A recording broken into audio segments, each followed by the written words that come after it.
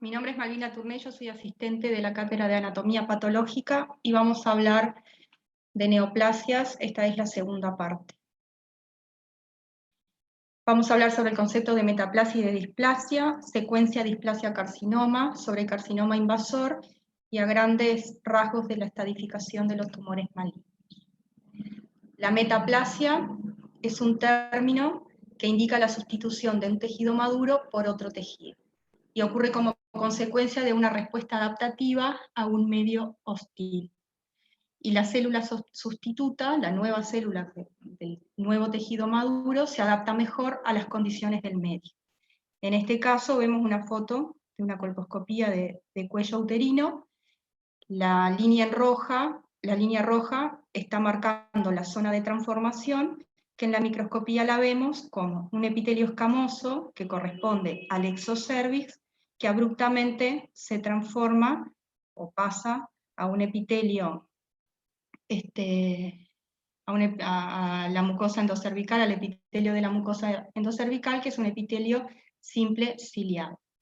Cuando por distintas condiciones la zona de transformación se exterioriza y queda expuesta al pH vaginal, las células de la mucosa endocervical no están adaptadas no es un medio propicio el pH vaginal para esas células endocervicales, entonces las células basales de la mucosa endocervical se diferencian hacia la línea escamosa y no hacia la línea de mucosa endocervical.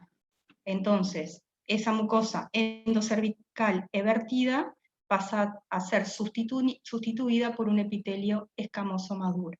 Y acá lo vemos en la microscopía, como la célula, como la mucosa endocervical fue sustituida por epitelio escamoso maduro. Ahora vamos a hablar de las lesiones precursoras de la transformación maligna, displasia.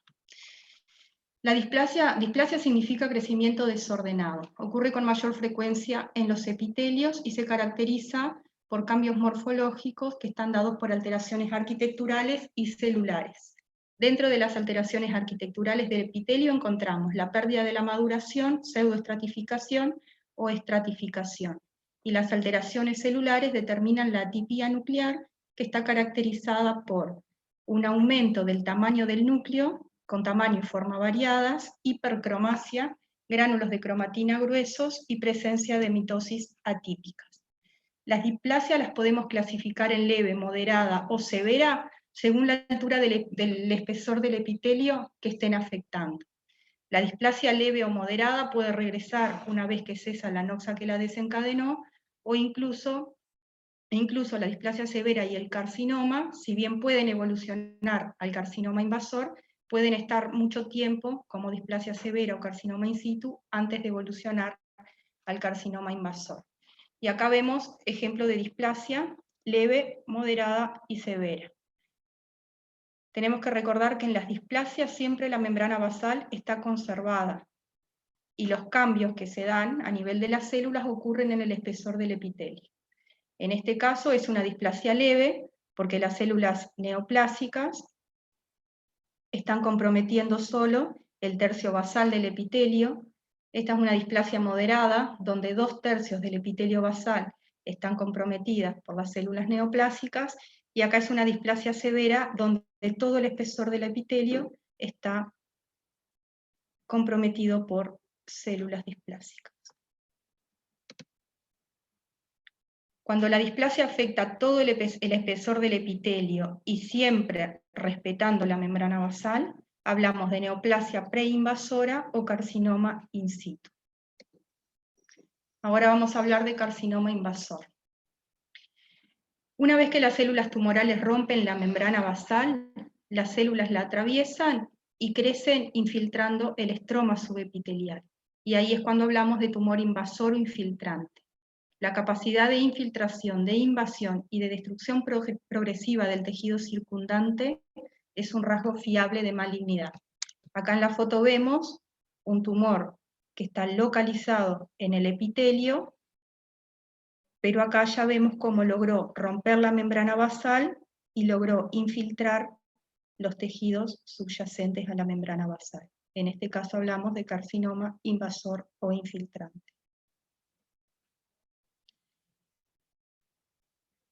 El carcinoma invasor tiene la particularidad de ser, los carcinomas invasores, de ser tumores que están mal delimitados del tejido sano circundante, careciendo de un plano de clivaje bien definido. Cuando los tumores tienen un crecimiento lento, pueden formar una pseudocápsula fibrosa, pero no es una cápsula verdadera. Por lo tanto, cuando nosotros examinamos macroscópicamente el tumor, nos parece que está localizado y que está contenido dentro de esa pseudocápsula. Pero cuando lo miramos a la microscopía, vemos como las células tumorales infiltran el parénquima sano adyacente.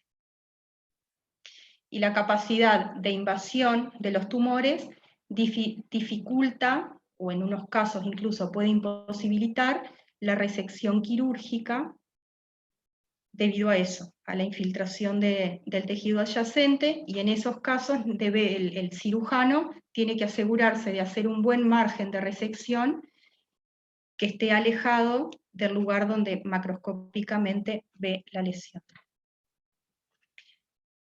Acá tenemos un caso de un carcinoma in situ, donde la membrana basal, insistimos con esto, está indemne. Acá vemos un carcinoma microinvasor, donde acá la membrana basal está indemne, pero en este sector las células tumorales ya lograron romperla y ya comienzan a infiltrar el estroma subyacente. Acá la misma fotografía a mayor aumento, y acá es un carcinoma francamente invasor, donde todo este tumor que vemos está infiltrando el estroma. Entonces, ¿por qué las displasias se consideran que son lesiones precursoras del carcinoma invasor? Porque en algunos cánceres la displasia severa precede al cáncer.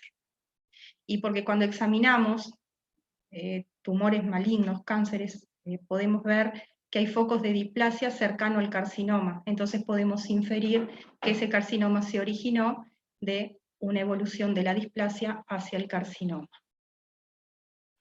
Además, se ha visto que hay mutaciones cromosómicas que ya presentes en el tumor, que ya estaban presentes en las displasias, sobre todo en las de alto grado, pero también tenemos que tener presentes que no siempre las displasias evolucionan al cáncer invasor.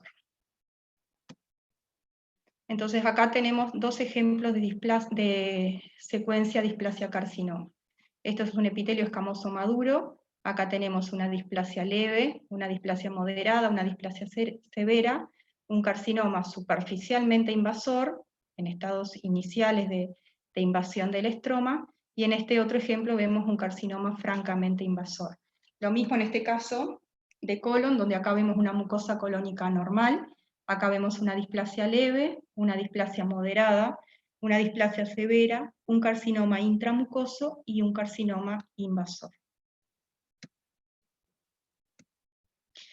Bueno, las metástasis se definen como la propagación del tumor a sitios alejados del tumor primario, y esa capacidad de metastatizar es una propiedad inequívoca de los tumores malignos, ya que los tumores benignos por definición no metastatizan. La capacidad de invasión de los tumores malignos les permite penetrar en los vasos sanguíneos, en los vasos linfáticos y en las cavidades corporales, y así propagarse por el organismo. Existen condiciones del tumor que favorecen las metástasis y condiciones del huésped. Dentro de las condiciones del tumor tenemos la falta de diferenciación del tumor, la invasión local progresiva, la infiltración local agresiva, el crecimiento rápido del tumor y los tumores de gran tamaño. Y en cuanto al huésped, después del huésped depende de la capacidad de respuesta inmune que presente ese paciente. El cáncer se puede diseminar por tres vías, que son la linfática, la hematógena y la siembra directa a cavidades corporales o superficies corporales. La siembra directa de cavidades y superficies corporales, las células tumorales infiltran una cavidad corporal sin barreras naturales, como son la cavidad peritoneal, la pericárdica, la pleural, los espacios subaracnoideos o los espacios articulares. Y un ejemplo de siembra de este tipo de diseminación es la diseminación peritoneal del cáncer de ovario. En la diseminación linfática, las células tumorales son transportadas por los vasos linfáticos que rodean al tumor hacia sitios alejados, siguiendo las vías fisiológicas del drenaje linfático y respetando las cadenas ganglionares, que eso es un concepto importante que lo vamos a ver ahora en un ratito.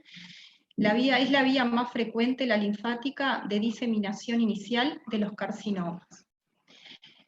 Los ganglios regionales, al menos en un principio, actúan como barrera para la propagación del tumor mediante la destrucción de las células tumorales por la respuesta inmune y antitumoral del huésped o del paciente.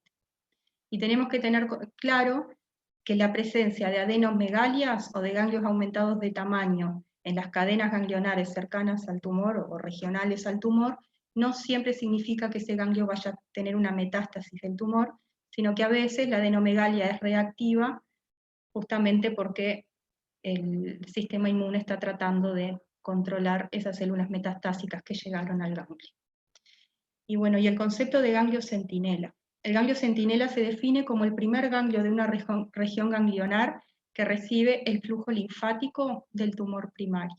Y esto tiene implicancias en la práctica diaria porque en muchas cirugías, en cirugías oncológicas, podemos hacer el estudio del ganglio centinela.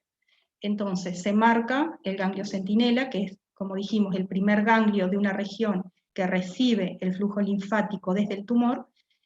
Ese ganglio se marca y ese ganglio se extirpa. Estudiamos ese ganglio linfático. Si ese ganglio linfático no tiene células tumorales, no se le hace linfadenectomía al paciente, y si ese ganglio linfático sí presenta metástasis, en ese caso sí se hace la linfadenectomía. Ahora pasamos a la diseminación hematógena. La diseminación hematógena se produce principalmente por vía venosa, aunque también puede darse por vía arterial, aunque menos frecuentemente. Las células tumorales que invaden las pequeñas venas localizadas en el tumor primario se propagan siguiendo el flujo venoso que drena el sitio de la neoplasia, y se detienen en el primer órgano donde encuentran capilares, que con mayor frecuencia son el hígado y el pulmón. Y hay algunos carcinomas que presentan un crecimiento intravenoso, como es por el ejemplo del carcinoma de células claras, de riñón, de células renales, que invade ramas de la vena renal a partir de esas células que invaden la vena, continúan el trayecto hacia la vena cava y pueden incluso alcanzar las cavidades cardíacas derechas. Factores pronósticos de los tumores malignos. Bueno, ¿qué cosas determinan el pronóstico cuando estamos ante un tumor maligno? El diagnóstico anatomopatológico determina ciertos caracteres del tumor que inciden en el pronóstico y en la selección del tratamiento adecuado para ese paciente. Entonces, todos estos factores que vamos a enumerar ahora inciden en el pronóstico que va a determinar ese tumor en ese paciente.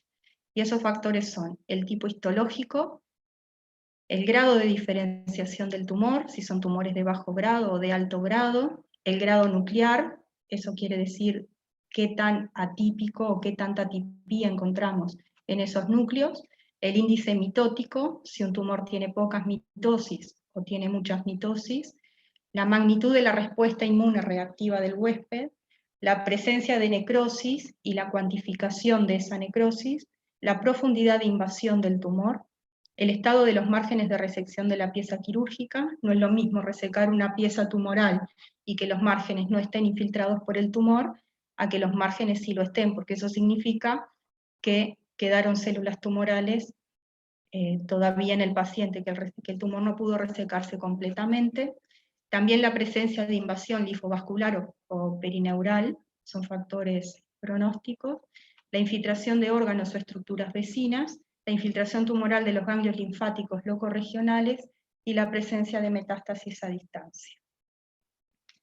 Entonces, existe un sistema de clasificación TNM de los tumores malignos que se basa tanto en el tumor como en el compromiso o no de los ganglios linfáticos y en la presencia o no de metástasis a distancia.